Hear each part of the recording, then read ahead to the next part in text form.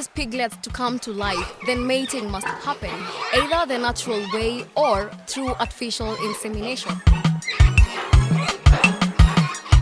Today on this edition of Kilimo Bora, we will be talking about a new technology that has just been introduced in the Kenyan market.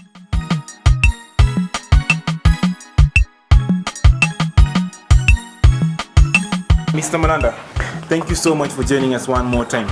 You're welcome. So this is the artificial insemination in pigs. Why do we go the artificial way and not the natural way like we always do?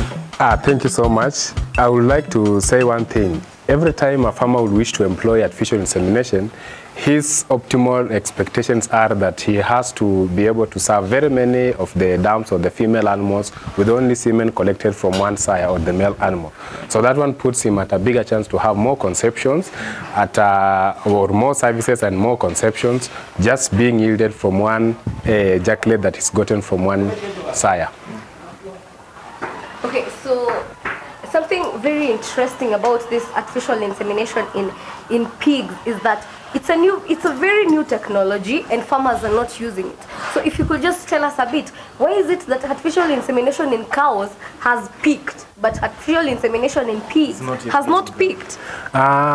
It is true at the moment in Kenya, this is what is happening, but in other places, very many farmers are also doing artificial insemination in the sows or in the pigs.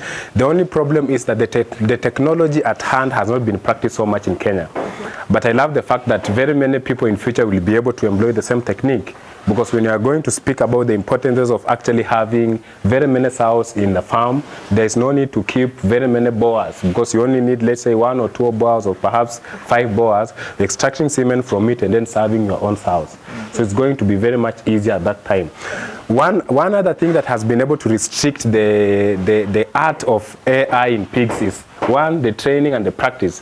You need people who are trained from, let's say, a certain place of the world to come and train other people actually in Kenya.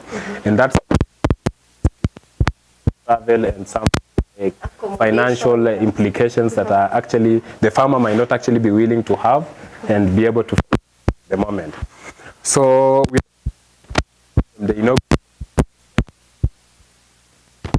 at university, that's the AI in pigs. Be able to move out into local community areas and even the farmers outside. Okay, now that is pretty interesting. Now, what is the difference between AI in a cow, which we covered during, I think, the first episode of Kilimo Bora, and artificial insemination in pigs? Is the technology the same, or is it completely different?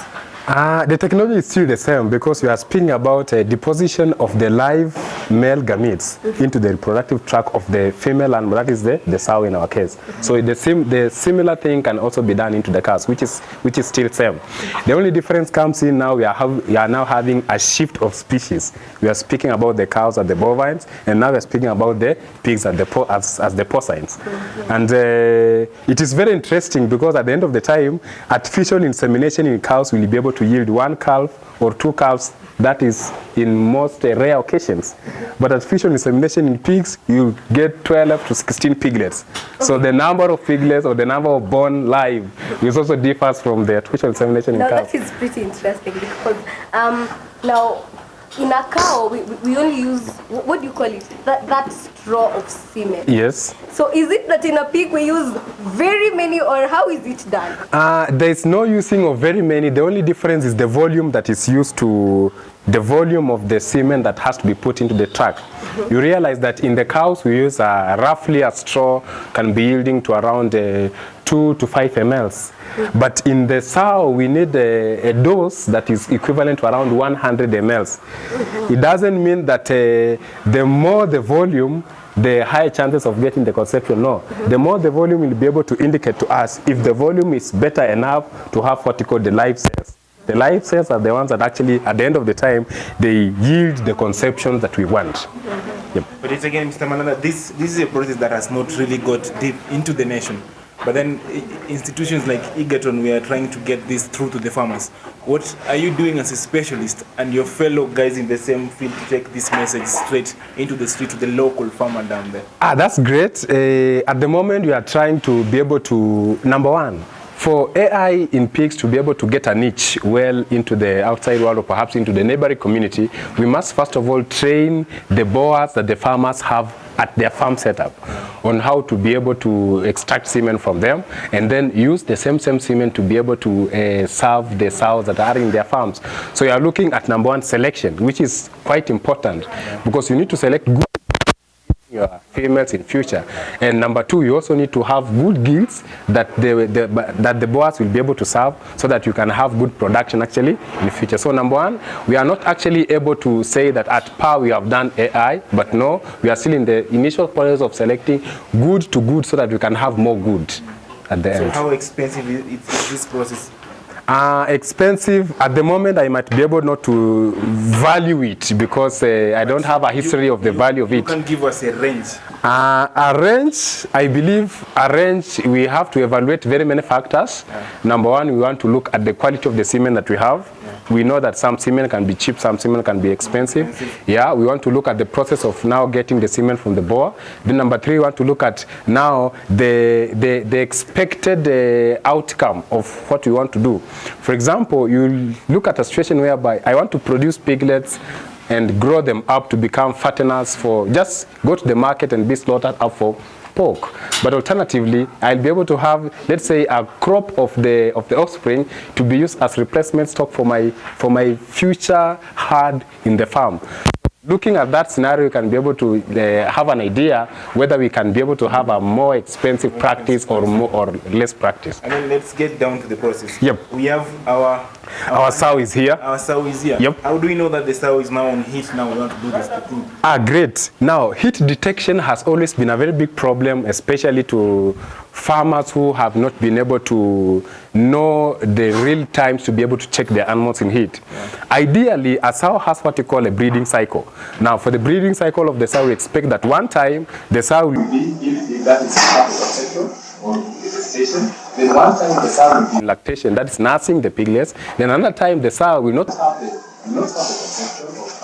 the gestation, will not also have the, or perhaps having the piglets, but it will be what you call a weaned sow, what you call a dry sow. So those are the times. An animal or a sow is able to come into heat immediately after 5 days when you withdraw the piglets. Now, withdrawing the piglets or weaning will actually instill in what you call the weaning effect, whereby the sow comes back into heat again and then we inseminate. Now, you ask something very interesting, signs of heat. How should I be able to know? There are what you call behavioral signs, the ones that I can actually be able to see by my own eyes. For example, I come into a herd of the pigs like this. There's a boar on the other side. There are some sows in here, the dry sows. Then I do what you call the back test.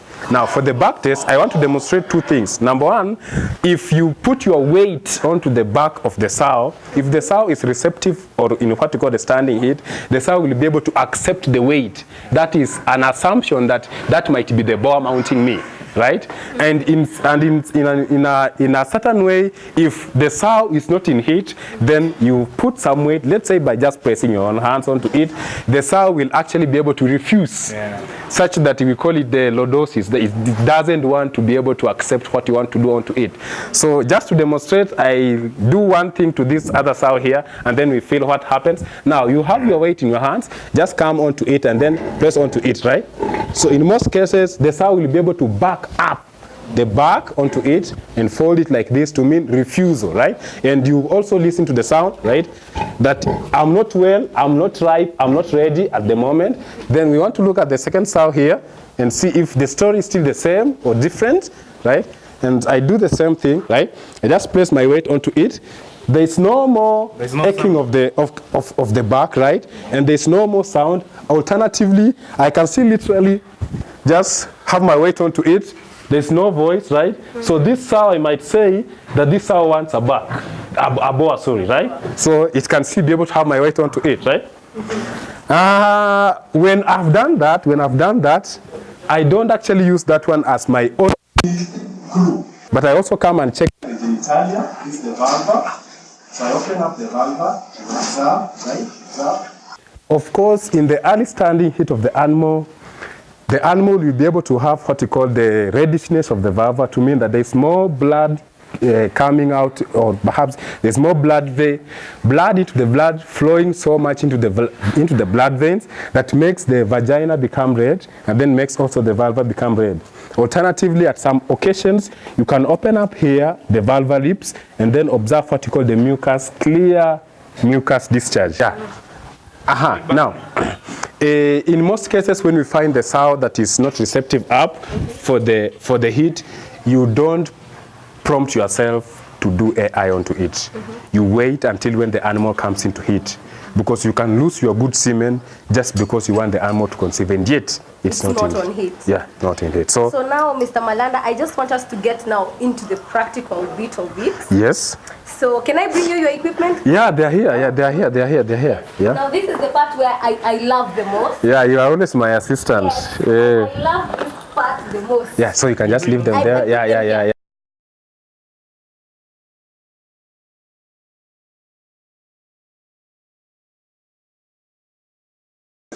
There's this one that's comb shape. We call it the comb shape catheter. Then it's this one here. That is the screw-shaped catheter because of how it appears at the... It appears as a screw. As a screw, right? Ideally, this is how the penis of a boa is. So it's like a screw, meaning that when it gets into the... Inside of the sow, it has to screw itself and then jack itself up. That is get where, right? So that now at that time, the boa can be able now to ejaculate and pass its semen into it. But now we are using now the artificial mechanism. So we have the... This here, and how I use this, but I can either choose. Either I can use the screw shape or the comb shape, right? So let me use the screw shape. Yeah. So semen can appear into sachets like this, of 100 ml each. And then when you be able to open up for it, the semen will come out. Yeah. And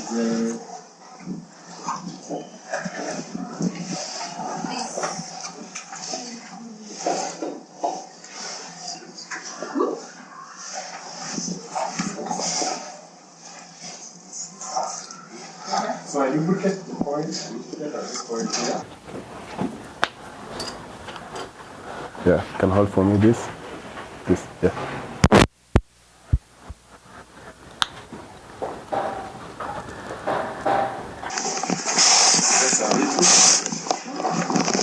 So when I have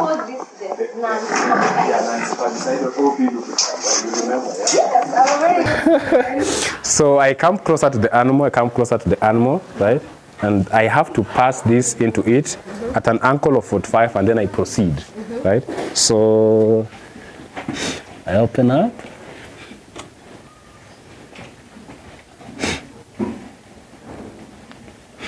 I hope you can see one thing, right? If this animal was not in heat, something cannot pass into its system like this unless it gives you a problem. Yeah. But the animal is cool. Yeah, it will resist actually. But the animal is cool, and then we have it at that point, right? So 45 degrees. Yeah, then it's inside. So at that point, it's okay. But since we are doing a demo, I want to remove it out and then do also for the other one, so that we can also be able to see how it happens. So this is the comb shape. And I do the same thing. Just to smear some little bit of oil to it. Now the interesting part is this, that at the mouth of the cervix, called it the cervix hole, this foam will get into it and then it will not be able to get out, right? Hold itself tightly into it.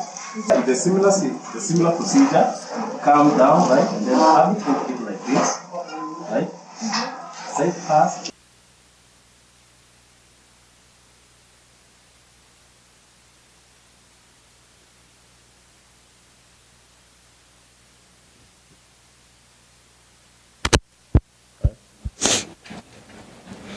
Yeah. So at that point, I'm well into the cervix of the animal, and then I now pick my semen.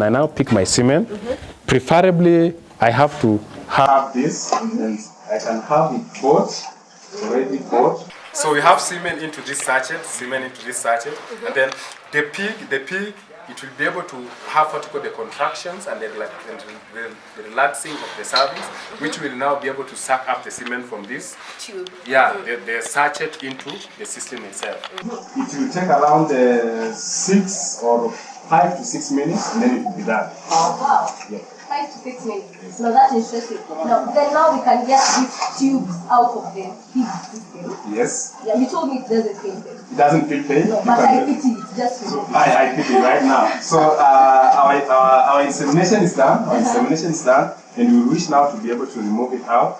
So slowly by slowly, just first of all open here and then close up like that, and then leave it for a while so that the content that is still in the system, in the tube or in the sheath, right, or in the catheter, can still be able to get itself into the system of into the system of the anus. But at the end of the time, this is what we get: an already served sow having the catheter onto it, just hanging a bit. Give it around 15 minutes, then record the semen that you have, right? And then you'll be able to write, for this sow number 5, it has been served by boa number so and so, and you are expecting it to carry the gestation time or the conceptor 115 plus or minus 2 days. Perhaps after that time you'll be able to have our pigments as our farrowing pen. So it can give about, how many did you say pigments? It depends. Sometimes 23.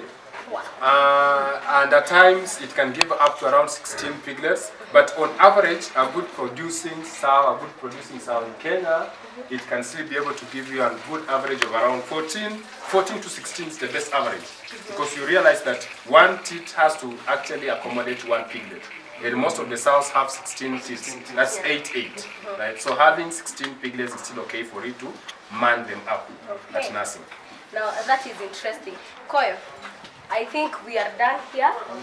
we're done today. Yeah, we have seen artificial insemination in pigs, which is like really interesting because I have never seen this happening before. It's done over a short period of time. Then. Yes, and I have just said that I love pigs. And then the pig also helps us to do Because it helps us, yes. It's not like the cow. The cow just waits for you to do everything for it. So, Mr. Malanda, can we get the tube out? Yeah, we can get the tube out.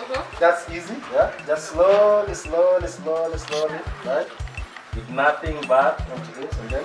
And then are we going to reuse this or are they This done? one is used once. Used one? Yeah, you reuse it. Oh, Yeah. okay. You don't use, so you use it once, then you throw it away. Okay. Yep. So we can get your equipment now. Yeah, you can get our equipment back. Even this. Yes, that is now I record which semen is this. Oh, you're supposed to keep it. Yeah, to keep it for, that is record keeping. Record Yeah, keeping. breeding records. Wow.